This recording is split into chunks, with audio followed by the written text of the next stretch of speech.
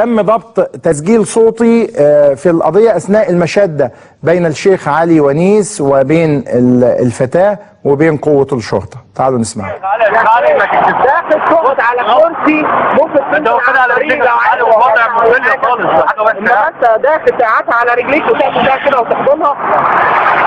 هي كانت زي لما ساعة ما شافتنا وقفت في الدنيا. ما تحتاج من تزوجي؟ مين الزواجي بقى؟ انا هتجوز. انت هتتجوزي؟ يعني هو بقى انت فتحت الخطوبه مع دكه؟ لا انا لسه ما فتحتش. ايه ما فتحتش قبل كده؟ طب وانت فاضي؟ انا مش هقول لك ان انا بقول لك والله العظيم انا انت شايف مين؟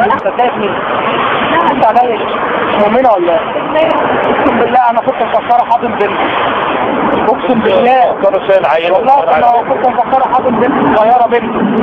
اقسم بالله انا كنت مفكر كده والله العظيم انا بعرفها والله انا بعرفها اصلا ده بس ما تنقضيش.